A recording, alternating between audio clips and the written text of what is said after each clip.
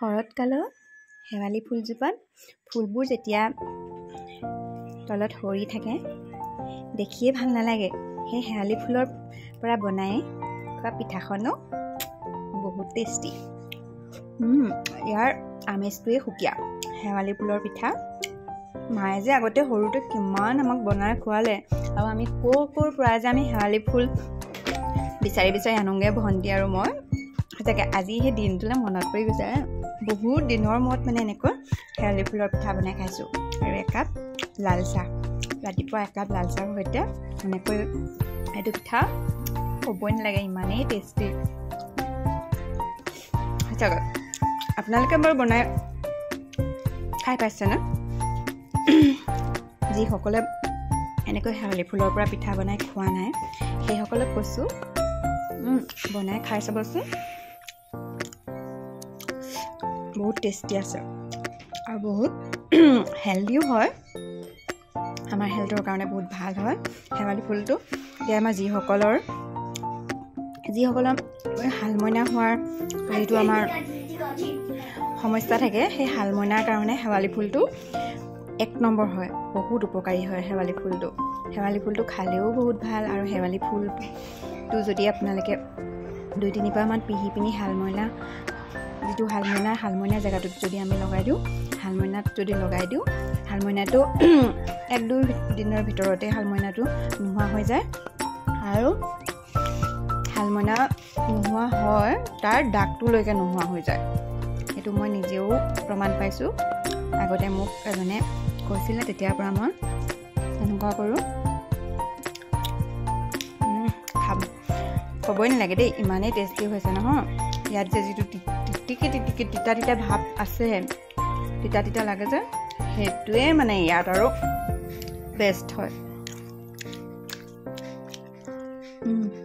Test আছে যে। এতিয়া আহকচোন শেৱালি ফুলৰ পিঠাখন মই কেনেকৈ বনালোঁ আপোনালোকক তাকে দেখুৱাওঁ। আৰু যিসকলে বনাই খাইছে তেওঁলোককতো নকলেও হ'ব, আৰু যিসকলে বনাই খাই পোৱা নাই তেওঁলোকে মই বনোৱাৰ দৰে বনাই খাব পাৰিব। ইয়াৰ শেৱালি ফুলৰ পিঠাৰ টেষ্টটো ল'ব পাৰিব। আহক আমি চাওঁ কেনেকৈ বনালোঁ। এয়া শেৱালি তলৰ পৰা ধুনীয়াকৈ ফুলবোৰ মোৰ ছোৱালীজনীয়ে বুটলি আছে। তাই বুটলিছেহে, কিন্তু তাই যে খাব আশা কম। আনি মই ইয়াত ধুনীয়াকৈ ধুই ল'লোঁ। যিহেতু তলত পৰি আছিলে, অলপ বালি চালি লাগি আছে, ধুনীয়াকৈ মই ধুই লৈছোঁ। ধুনীয়াকৈ এয়া ধুই এটা বাউলত উলিয়াই ল'লোঁ। আৰু মই আজি বেচনত বনোৱা নাই দেই, মই আটাৰ লগত বনাইছোঁ। শেৱালি ফুলটো বেচনত নহয়, আটাৰ লগত বেছি মিলে, আৰু আটাৰ লগত খায়ো ভাল লাগে। ধুনীয়াকৈ এনেকৈ আটা 3 চামুচমান দি ল'লোঁ। বেছি বনোৱাও নাই, যিহেতু ল'ৰা ছোৱালীয়ে যে খাব আশা কম। ধুনীয়াকৈ আটাখিনি দি লৈছোঁ।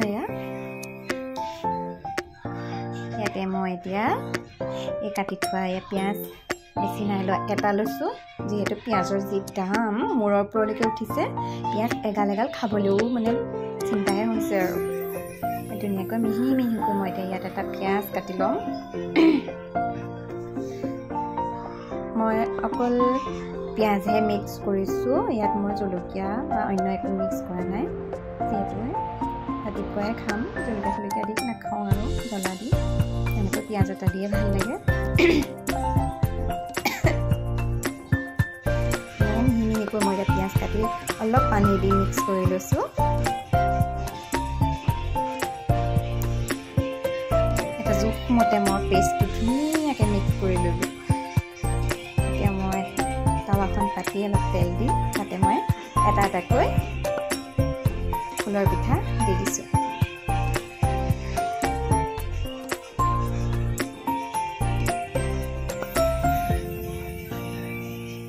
এনেকৈ মই 4টা পিঠা বনাইছোঁ সৰুকৈ। ছোৱালীজনীয়ে বুটলি আনিলেহে, তাই যে পিঠা খাব যে আশা কম। যিহেতু তিতা ভাৱ থাকে ন শেৱালি ফুলটোত, তিতাটো ল'ৰা ছোৱালীয়ে যে খাব আশাই কম। সেইকাৰণে বনাইছোঁ, আৰু কি হয় দেখা যাওকচোন, খাই বা নাখায়।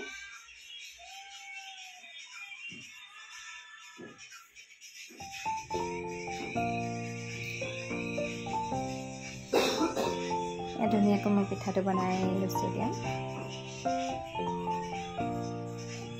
বহুত দিনৰ মূৰত আজি বনাইছোঁ শেৱালি ফুলৰ পিঠা এয়া বনাই এয়া কমপ্লিট ৰেডি হৈ গ'ল একাপ ধুনীয়াকৈ লাল চাহ বাকি লৈছোঁ আৰু পিঠা